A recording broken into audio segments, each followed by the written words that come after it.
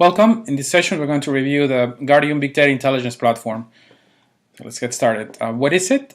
It's a data lake for Guardium and all Guardium data. The way you enable it is very easy. You turn on all the data marts that come out of the box for the Guardium environment. So whether it's version 8, 9, or 10, it doesn't matter. All data marts exist for all those platforms. In this document, it shows how you can, they're all called exports, so you can turn on the access log, sessions, exceptions, full SQL, policy violations, all the data sources, vulnerability assessment data, all the roles, everything. So once you turn everything on, the default schedule is once an hour. So if you go to my Guardium system, I can see this example, the access log detail is being sent to the GBDI machine every hour. And so I can see how many records were extracted, if everything completed successfully. So the data arrives hourly. That means the data for the entire organization is available every hour. You don't need to wait for aggregation jobs anymore. That would take forever, and then the reports will be really slow as well. So the data is available quickly, and all of it's here already, so there's no need for aggregators anymore. Those buckets on the top are some of the collections when we store the main piece audit databases. So we have session data, the queries, 2 billion queries, 17 billion full SQLs, post violations. The storage on this is about 3 terabytes. This is equivalent to about over 2 years of data now. The systems have been getting fed with different collectors in our lab. The 3 terabytes of storage is about the performance, the capacity is about 10 times more efficient than in a Guardium system. So to store this much data will be about 30 terabytes. But it will be impossible anyway because you could not run any queries more than a week or so. The system could not be able to handle it.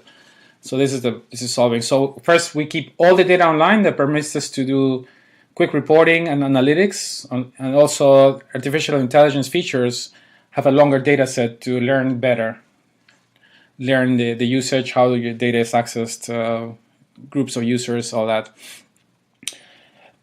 So the data marts arrived, and so some of the example, let's say we like to see the DDL statements from January of last year. So I simply go to in my section of queries, I select queries, I select my dates, so I can do it interactively. Go on the calendar and say January of 1st of January to let's say the 20th of January. I can do more parameters if I want to. In this case, I wanted to see DDL changes for the first 20 days of January of 2017. So I click on my drop-down for command groups, and as you can see, you can recognize all of the custom groups and out-of-the-box groups that exist in the Guardium environment are automatically available. They're ingested. So if the customer has spent a lot of effort to define groups for different objects, for users, for sensitive data, for classification, then all of it's available seamlessly. In this case, we'll just use the simple DDL command filter and send this job. So we're running a job that's already a year old and doing a filter on DDL command. So it's a lot of work. You see, it took me longer to talk than for them to write the query. So it's it's from January 16, the second row for 2017. All the detailed information that comes from Guardium, the user, the username, the DB type, port number. And here you see this all DDLs, right? Create table, drop table. And this is a lot of data still. So we have the raw data, but more interesting is the reduced set. So what kind of reductions can we do so it's more easy to read?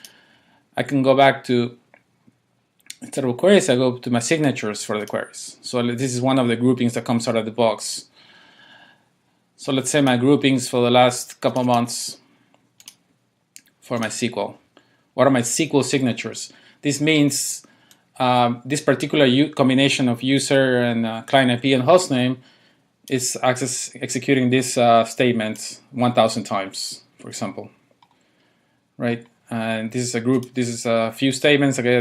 So now we not only have a reduced set, but we also have a signature. So now if we see this user connecting and doing another SQL, connecting to another database, we can detect it. Or executing it more than, let's say all of a sudden it executes a million of these instead of 42 or what the normal average is. So we can detect new things easily, and that's the initiation of the machine learning parameters. Again, the speed of the system and all the data online enables us to do things like this. The data can be accessed with different clients because it's MongoDB compatible. It's not a Mongo database, but it's MongoDB compatible. So you can access some of the reports that come out of the box in the GUI. You can create your own reports. Or you can connect with Tableau or Splunk or any other data science or analysis package. In this case, we come with the Discover tool. This is Sonar K, based on the Kibana product. This is an Elasticsearch product. So this is more of an exploratory analysis of the same data. So let's go back to our exceptions for the last 7 days. So let's pull in the exceptions so I can do an analysis. Let's say I like to see the users that are in that causing the errors for those particular days. So it's WinDev user, right? Or for example, I can filter on that. Let's say we can go to the server type, analyze the server type. We see DB2, but if I analyze the entire data set, it's MS SQL. Let's say you like to remove I can add or remove. So let's say I like to remove the DB2 types. So I'm interested in the other ones. And execute our, so it's still a lot of data, right? We still have 224,000. How do you read this, right? How do you make sense of this? So we implemented some reduced noise functions. For example, let's see, all right, let's add some fields so it's easier to read. So we like the username, the database name, the exception. It will remove that one, it's nothing there. A string that calls the exception and the count. So now we reduce the set. Now, for example, this first one is these two SQL statements on this database name. Let's add this server type so we know what kind of type of database it is. So it's a SQL Server database, and this statement on this database name master, it was executed 10,000 times. So we just need a nice reduction of the. Now it's a lot easier to prioritize and read. Right. So this is some of the quick analytics. And I can apply this to go back to 30 days, 60 days. So it's really, really powerful what you can do with it. You can also have some visualizations. For example, I like to see my Guardian feed sizes for the last 60 days.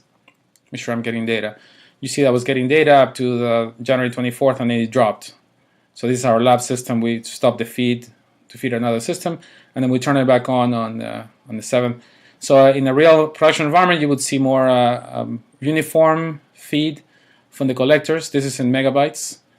And you can narrow down to a specific collector, see what happened. Maybe a new policy caused more data to be sent. So you can do all kinds of visualizations with the data here in Sonar K. Some of the extra analytics we can do with it. So for example, we have a report that you'd like to send it to the Justify, either vulnerability assessment data or trusted connections or DDLs that happen in production on sensitive objects. Maybe you require that to go through a Justify workflow. So we can integration with ServiceNow. So we can pull information from ServiceNow about the owners. In this case, let's pick vulnerability management. So this is taking the failed tests and assigning them to the database owners. But from the Guardian data, it doesn't know what the owners are. So we connect it to the ServiceNow, for example, or any other CMDB system. We say, okay, this server 10006 is, we do a match and says owned by Rodrigo. This is his email. He's the owner. We can pull other information about that in ServiceNow, like the team or the application or the location of the server. We enrich the information and we make an incident out of it. So this is a VA test has failed. This is no roles. DBA roles has been granted to authorized grantee. So I can assign this to a user to be fixed, or I can go to the database and fix it if I'm the DBA.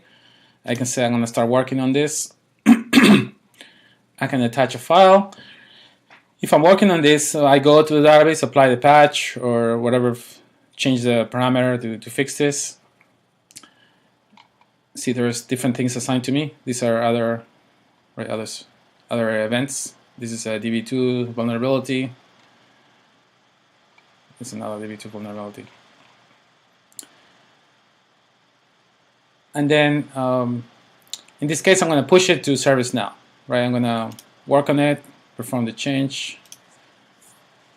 So batch system.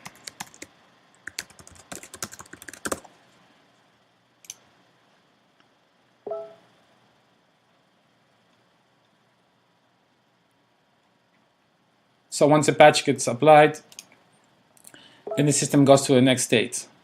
So there's different transitions. I can say from an open state goes to the ServiceNow, and ServiceNow goes to the closed state. So you can have different users and different states to match the workflow and the organization. So then they go to closed states. So this is a full integration with audit data, vulnerability data, with other CMDB systems. Goes into an event level workflow with full tracking and completeness. Well, thank you. This completes the quick demo of GBD platform. If any questions, please contact us. Thank you.